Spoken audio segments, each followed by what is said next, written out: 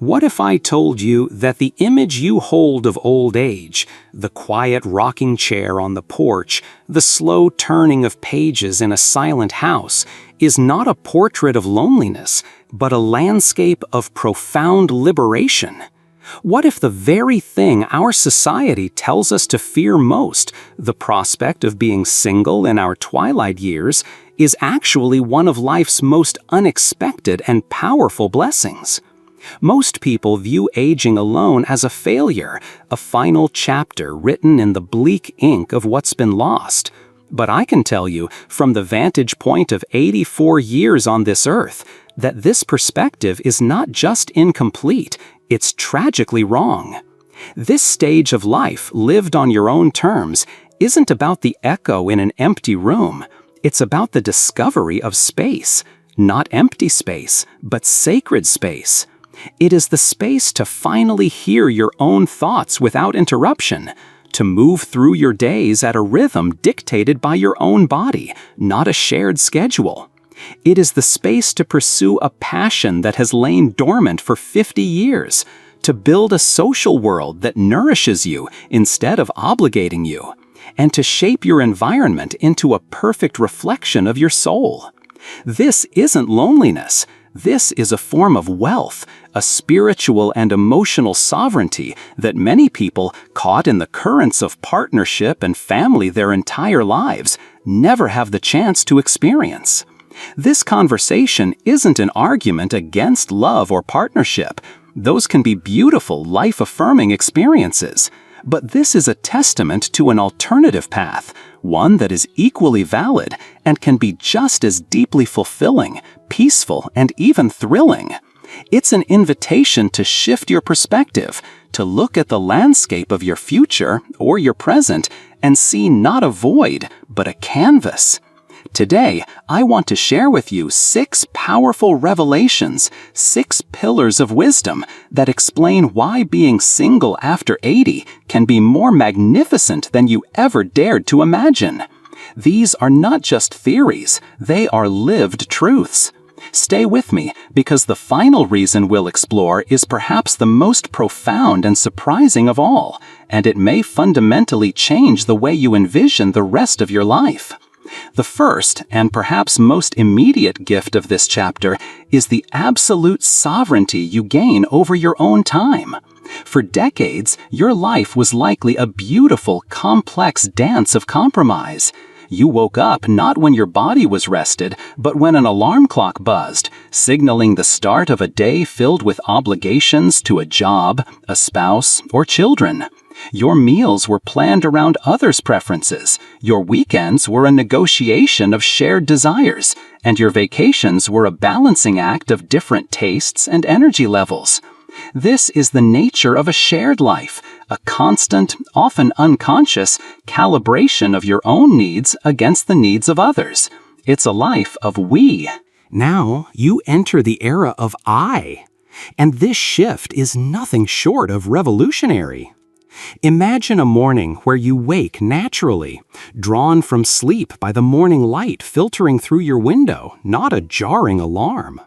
You can savor a cup of coffee for an entire hour, reading the newspaper from front to back, without anyone reminding you of the day's errands. If a sudden burst of energy at 10 a.m. inspires you to start a gardening project, you can. If the gentle afternoon breeze at 2 p.m. invites a nap, you can surrender to it without a single shred of guilt. This isn't selfishness, it's a form of deep self-respect. It's about finally honoring the signals your body and mind have been sending you for years. I think of my old friend Harold, a retired engineer from Chicago who is now 82. After his beloved wife Sarah passed away, his children were deeply worried. They saw their father, a man who had been part of a pair for over 50 years, suddenly adrift. But Harold discovered something he hadn't realized he'd lost: the quiet joy of an uncompromised choice. He'd always been an early riser for his job, then for Sarah, who loved a bustling morning. Now he found his natural rhythm was to sleep later, waking around 8 a.m. He'd always eaten a simple toast and egg breakfast. Now he experimented, making elaborate omelets or blueberry pancakes simply because he could.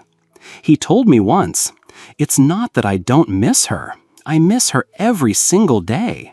But this is different. It's like I'm finally meeting myself for the first time, and I get to decide what this guy, Harold, actually likes to do."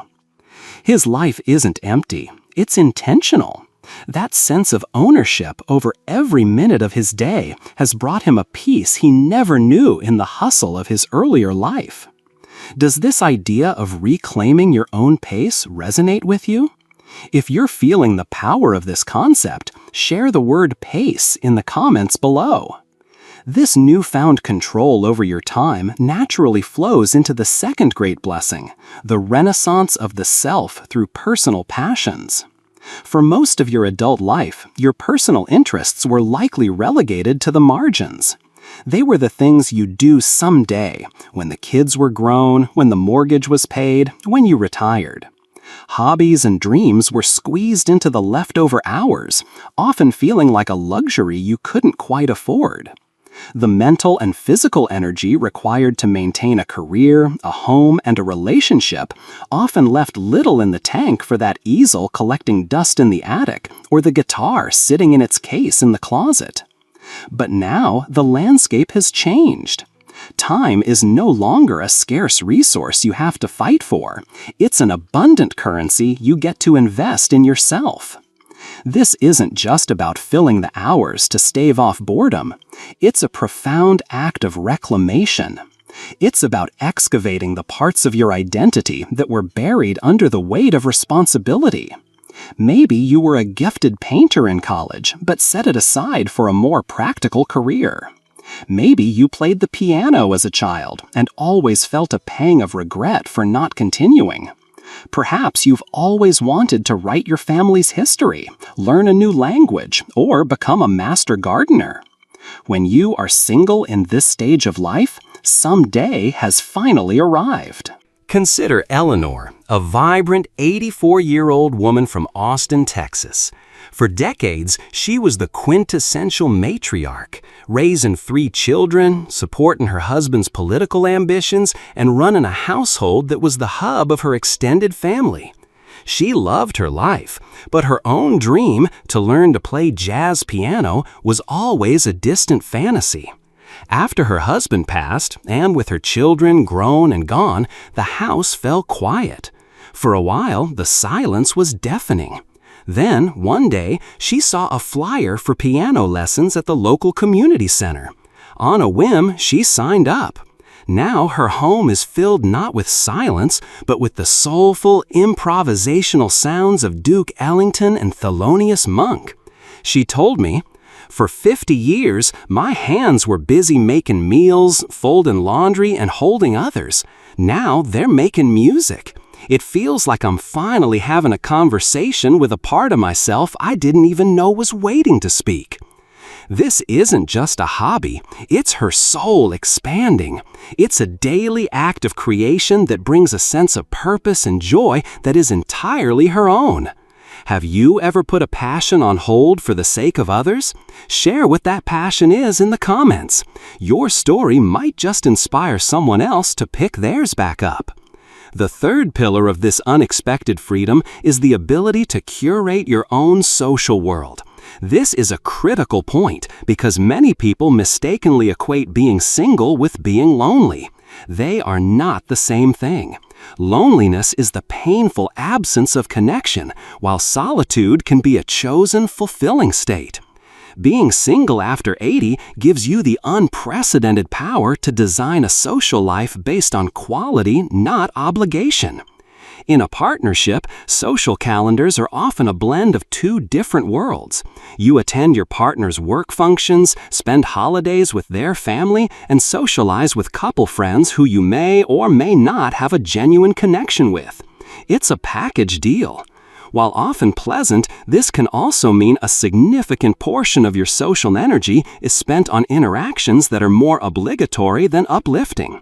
You go to the barbecue because you have to, you make small talk with your spouse's cousin because it's polite, and you spend an evening with a couple you find draining because they are our friends. When you are the sole architect of your social life, every choice is deliberate. You have the freedom to say no without negotiation or justification. You can spend an entire week in quiet solitude, reading and recharging if that's what your soul needs. Conversely, you can fill your calendar with activities and people who genuinely make you alive. This might mean joining a book club with people who share your love for literature, volunteering at the animal shelter, having a standing weekly lunch with one or two cherished friends, or even taking a dance class at the senior center. The key is that every interaction is chosen. I think of Frank, an 85-year-old former mail carrier living in a small town in Pennsylvania. For years, his social life revolved around his wife's large, boisterous family. He was fond of them, but as an introvert, he often found the constant gatherings overwhelming. After she passed, he found himself at a loss. But slowly, he began to build his own network. He started playing chess at the local library on Tuesday afternoons. He discovered a small group of fellow veterans who met for breakfast at a diner every Friday morning. He became the unofficial greeter at his church. His social circle is smaller now, but he told me it's infinitely richer. These people, he said, gesturing to his chess partner, they know me. Not me as Mary's husband, but me as Frank. We talk about things I'm actually interested in. I've never felt less lonely in my life. He moved from a life of broad, shallow social obligations to one of deep, narrow, chosen connections. If you find this content valuable and insightful, please take a moment to hit the like button and subscribe to the channel. Your support helps us create more content like this to inform and inspire our community. This freedom of choice extends beyond your schedule and social life into the very physical environment you inhabit. This leads us to our fourth revelation, the liberation of your personal space. For decades, your home was likely a territory of shared decisions. The color of the walls, the style of the furniture, the placement of the television, the purpose of the spare room, all of these were products of discussion, compromise, and sometimes quiet concession. Your home was a reflection of us. It had to work for two people. Now, your home can become a pure, unadulterated reflection of you. This is a more profound shift than it sounds. It's the freedom to arrange your living space in a way that serves your comfort, your passions, and your eccentricities without apology. Do you want to turn the formal dining room into an art studio? You can. Do you want to fill the living room with bookshelves instead of a giant television? The choice is yours. You can have a comfy armchair in the kitchen for reading while your soup simmers, or a dozen plants in the bathroom because they love the humidity. Your home ceases to be a stage for entertaining others and becomes a sanctuary for nourishing yourself. Let's talk about my friend Susan, who is 81 and lives in a sunny apartment in San Diego. Her late husband was a wonderful man, but he was a staunch minimalist. Their home was a study in beige, chrome, and clean surfaces. Susan, who had a secret love for vibrant colors and eclectic clutter, always went along with it. After he was gone, for the first year, she lived in the same pristine, neutral space. Then, one day, she bought a bright turquoise pillow. It looked so alive, so joyful, that it started a revolution. She painted one wall a deep sunset orange. She bought a mismatched, wonderfully comfortable floral sofa from a second-hand store. She filled the windowsills with quirky pottery and lush, overgrown plants. Her children were a bit shocked at first, but Susan was radiant. "This is the first time I feel like my house is smiling back at me," she explained. "It's a little bit loud, a little bit messy, and it's 100% me. She wasn't just redecorating, she was externalizing her inner world, creating a space that visually and emotionally affirmed her own identity. Have you ever dreamed of creating a space that was just for you? Describe one thing you do in the comments below. As you reclaim your time, your passions, and your space, something else begins to happen. You start to look outward in a new way.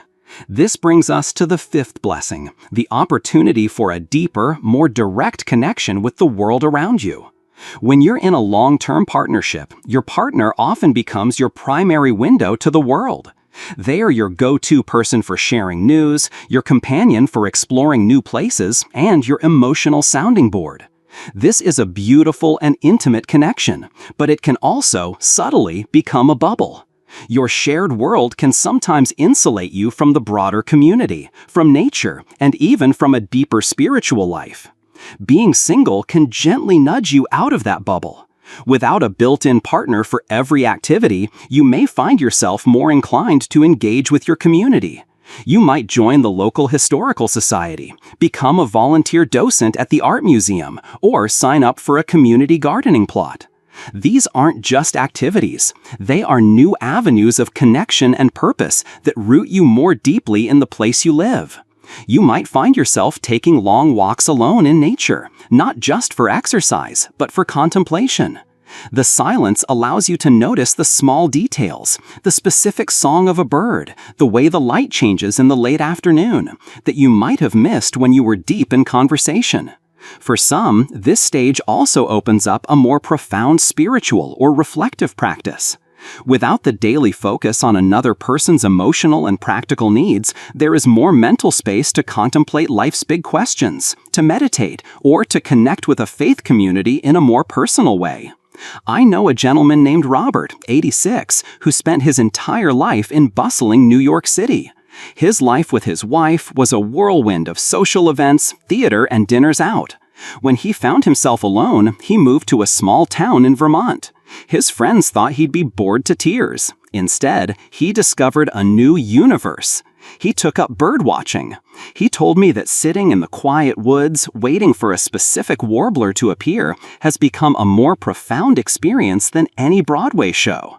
He's not just looking at birds. He's learning the rhythms of the seasons and his place within them. He has built a connection to the natural world that is more grounding and spiritually satisfying than anything he knew before. His world didn't get smaller when he became single, it became deeper. If this video is providing you with a new perspective, please consider sharing it with someone who might need to hear this message. And don't forget to subscribe and turn on notifications so you don't miss our future explorations. Now we arrive at our final and most transformative revelation.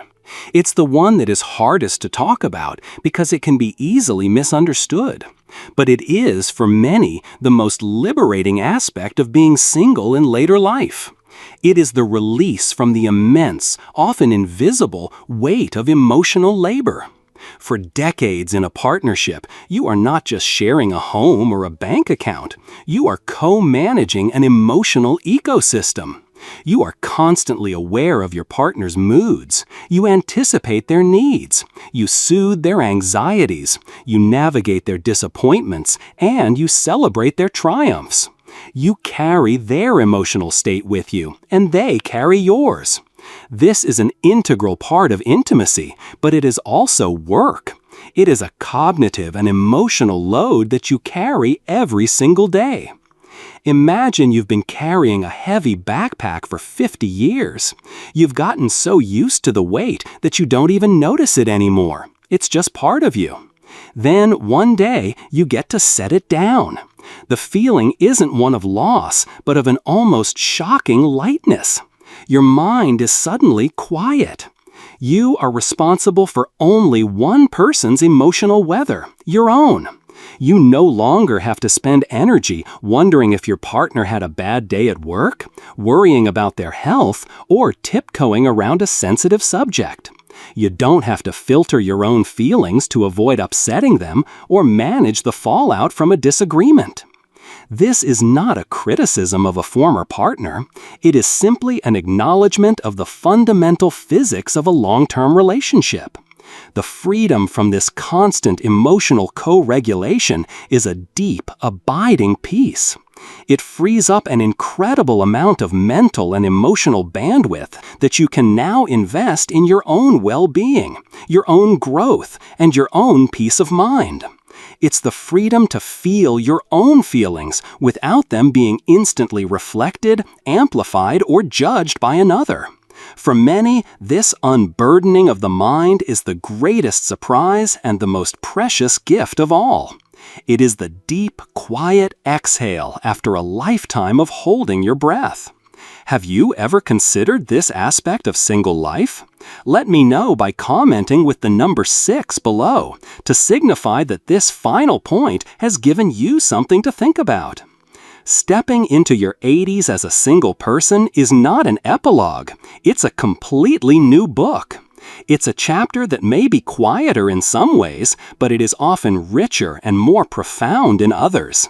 You've spent a lifetime fulfilling roles: a spouse, a parent, an employee, a caregiver. You met expectations, you cared for others, and you built a life around a shared identity. Now you have the sacred opportunity and the earned right to care for yourself, with a focus and intention that may have been impossible before. Let me be clear one final time. This is not a declaration that being single is inherently superior to being in a partnership. Life is far too nuanced and personal for such a simplistic verdict. This is, however, a powerful and necessary counter-narrative to the pervasive fear of being alone. For those of you who find yourselves on this path, whether by choice or by circumstance, it is vital to recognize the immense potential for joy, growth, and freedom that it holds. You have the autonomy to design your days, the time to nurture your health, the space to explore your deepest interests, and the freedom to connect with the world on your own authentic terms. I have met so many people who in their 70s and 80s believed their best days were behind them once they were on their own. And then they discovered that the absence of constant compromise allowed them to flourish in ways they never expected. They laughed more freely.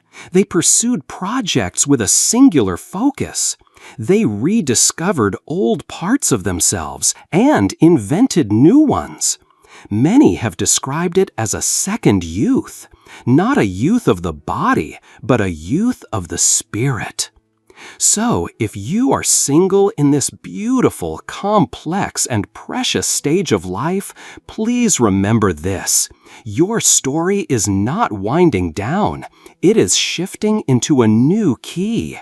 It is a time where you can live with greater intention, deeper self-awareness, and a more profound sense of peace than ever before. You are the sole author of this chapter, the artist of this canvas, the conductor of this symphony. And that is a gift to be embraced, honored, and cherished with every single sunrise. Thank you for joining me on this journey today. We would be truly honored to hear from you.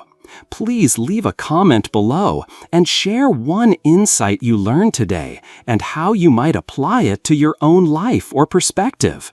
Your thoughts and stories are the lifeblood of this community. Reading them gives us tremendous motivation and encouragement. If you found this video helpful and thought-provoking, please show your support by clicking like, subscribing to our channel, and sharing it with others. We look forward to seeing you in the next video.